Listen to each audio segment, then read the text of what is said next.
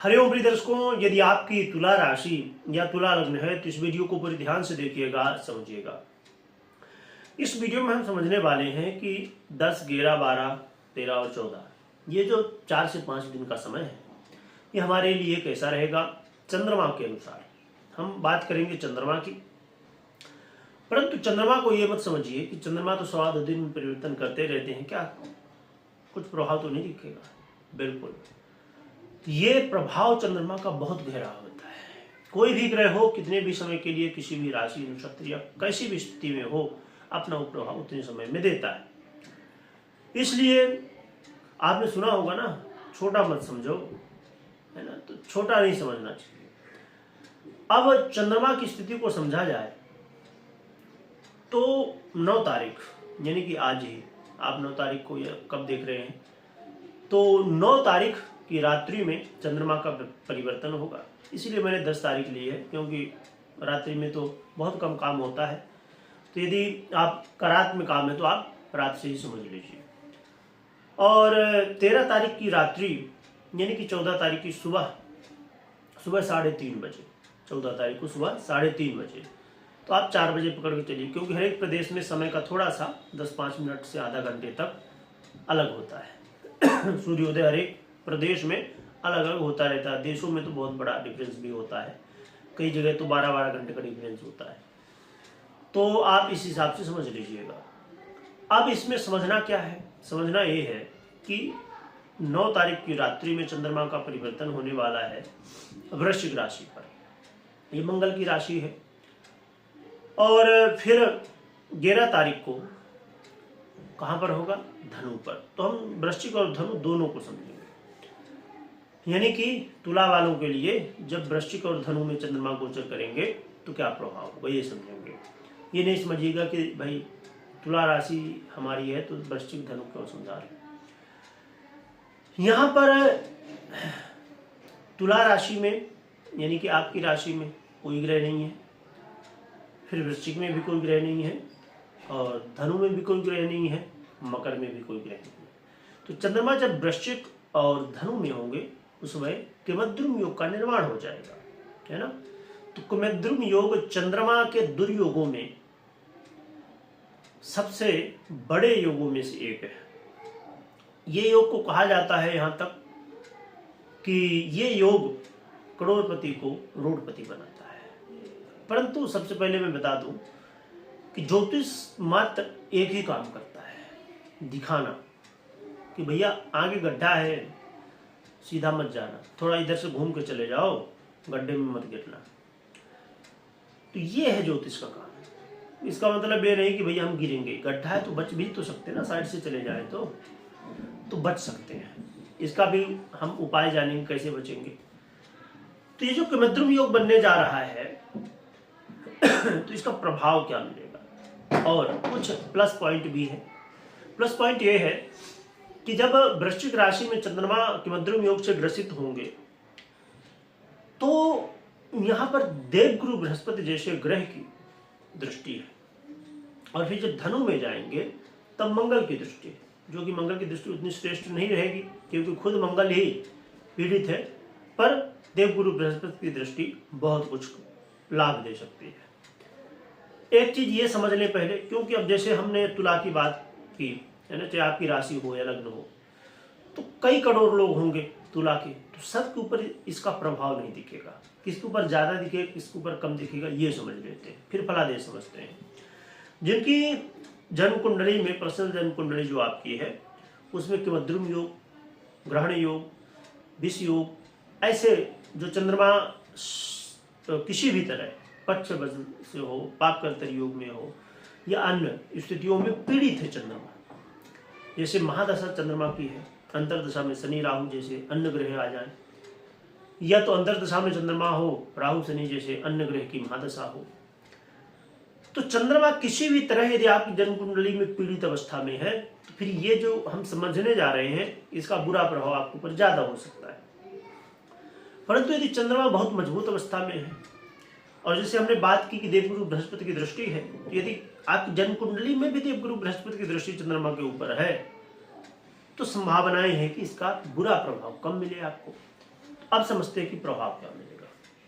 तो तुला वालों के लिए चंद्रमा देखा जाए तो आपके कर्म के अधिपति हैं, कैरियर के अधिपति हैं, और इस समय गोचर करेंगे कहां पर? आपके परिवार में, आपके साहस में। तो सबसे पहले वृश्चिक का समझते हैं 10 और 11 को। तो यहां पर आपको अपने वाणी में सबसे ज्यादा सीन रखना है। वाणी आपकी फिसली तो उससे प्रॉब्लम खड़ी हो जाएगी, है ना। कहते हैं ना, ये वाणी से ही लोगों को आप मित्र बना सकते हैं या दुश्मन बना सकते हैं। तो ये वाणी को संयमित रखना है। किसी को कुछ भी एक शब्द भी कहने से पहले ना आपको सोचना चाहिए क्या प्रभाव होगा, क्योंकि कई बार आज आप जो बात कह रहे हैं ना, वो आज सामने वाला नहीं कहेगा कि मुझे बुरा लगा, वो देखेगा मौका कब है, तब उसका जवाब देगा। इसलिए वाणी कभी भी, एक शब्द भी हम किसी को कुछ कह रहे हैं ना, फ्यूचर क्या होगा ये देखने की जरूरत है। और मैं आज एक वीडियो देख रहा था, किसी विषय पर थी तो लोग उसमें मतलब बता रहे थे कि हमारे जो भारत के लोग हैं उनके ऊपर अन्य देशों के लोग बहुत ज़्यादा विश्वास करते हैं, इसलिए उनका झुकाव भी भारत के लोगों के ऊपर है, विश्वास है। हमारे भारत में बहुत सारे देश अब इन्वेस्ट भी कर रहे हैं। कारण क्या है? वाणी। जब वाणी अच्छी होगी तो सब कुछ आगे अच्छा हो जाएगा। बहुत सारी चीजें होती हैं वाणी के द्वारा है ना। जीवन में कुछ भी कर रहे हैं तो वाणी के द्वारा है। तो वाणी में संयम रहिए, और साथ में घर परिवार में कलह का माहौल बन सकता है, तो इसको थोड़ी सी स्थितियों को संभालने की आवश्यकता है। क्योंकि घर परिवार में अब हम बाहर कितने भी थके हों, कितने भी परेशान हों, समस्याएं चाट हों, कितना भी काम का प्रेशर हो, है ना, कुछ भी हो, पर घर में आते तो बड़ा सुकून मिलता है। पर यदि घर में भी प्रॉब्लम हो, लड़ाई झगड़ा हो, वाद विवाद हो, तब तो फिर ना घर के ना बाहर के, कहते ना घर के ना रहे ना घाट के, वो वाली स्थिति बनती है। इसलिए घर परिवार में थोड़ा माहौल अच्छा बनाने की कोशिश करिएगा, क्योंकि इस समय कलह का माहौल बन सकता है। पैतृक संपत्ति से जुड़े हुए कोई भी काम है उनको थोड़ा सा यदि रोक सकते हैं रोक दीजिए, अभी उसमें मत पड़िए, क्योंकि उससे कुछ हल निकलेगा नहीं और उलझ जाएगा। तो इससे बच के रहना है। और यात्रा करते समय सावधानी बरतनी है। और जो लोग रिस्क लेते हैं बहुत ज़्यादा, थोड़ा सा रुक जाइए। इसमें रिस्क लेने का समय नहीं है, इस समय सावधानी की जरूरत है। गुप्त रोगों की समस्याएं बढ़ सकती हैं। चंद्रमा आगे बढ़ेंगे, धनु में जाएंगे 11 और 12 और 13, 11 तारीख को ही जाएंगे तो 12-13 विशेष रूप से। इस समय बहुत सावधान रहने की जरूरत है, क्योंकि पहले तो देवगुरु बृहस्पति की दृष्टि थी वृश्चिक में, पर इसमें नहीं रहेगी, मंगल की, जो कि उतना लाभ नहीं मिलने वाला है। तो आपको इस समय 12-13 को विशेषकर सावधान रहना है। तो इसमें क्या सावधानी बरतनी है? इसमें आपको, ठीक है, आपके अंदर बहुत ज्ञान है, आपके पास पैसा बहुत है, या कोई भी चीज़ बहुत ज़्यादा है, या कुछ भी है रहस्य, आप देखेंगे एक जो डाटा मिलता है अक्सर, और ये चीज़ वास्तविकता में आप जब देखेंगे तो ये होता है। कोई भी इंडस्ट्री उठा लीजिए, दुनिया उठा लीजिए, कोई भी देश उठा लीजिए, 95% लोग असफल होंगे और 5% लोग सफल दिखेंगे। जैसे हमने एक डाटा देखा था कि 95% के पास जितनी वेल्थ है, पैसा है, उतनी ही वेल्थ 5% लोगों के पास है। इसके पीछे कारण क्या है? दिखावा। आज के समय में मैं देखता हूँ कई बार सोशल मीडिया में लोग, या सामने भी आप देखते होंगे, आपको कोई यदि आसपास में ऐसे बहुत सारे लोग मिल जाएंगे, लोग कमाते कितना है, 20,000, 50,000, 1 लाख और दिखावा। यदि व्यक्ति 10,000 कमा रहा है ना, तो दिखावा 20,000 का करेगा, डबल करेगा, और इसी चक्कर में लोग पैसा बर्बाद करते हैं। समझदारी क्या है?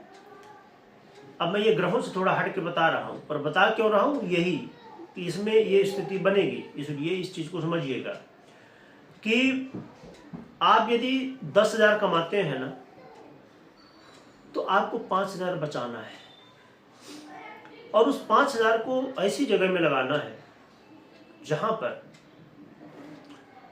वो 5,000 के 10,000 कैसे बन सके, या 5,000 से कितना और बढ़ जाए। तो यदि ये दिमाग में रखेंगे ना और 5,000 कमाते हैं ना, तो 100 ऑफ कितना होना चाहिए, 100 रुपए का। उतना ही 100 ऑफ करिए जितने में 100 रुपए में हो जाए, है ना।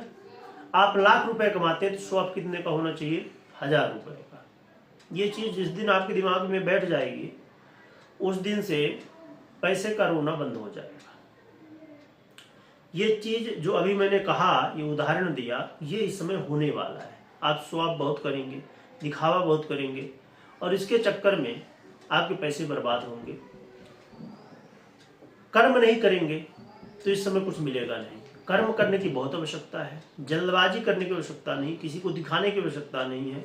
तैयारी अपनी जितनी ज़्यादा करें उतना ही आपके लिए बढ़िया है ना। कोई परीक्षा में है, प्रतियोगिता में है, खेल कूद में है, किसी को काम कर रहे हैं, कुछ भी कर रहे हैं, वास्तविकता में रहिए, है ना, तो आपके लिए बढ़िया रहेगा।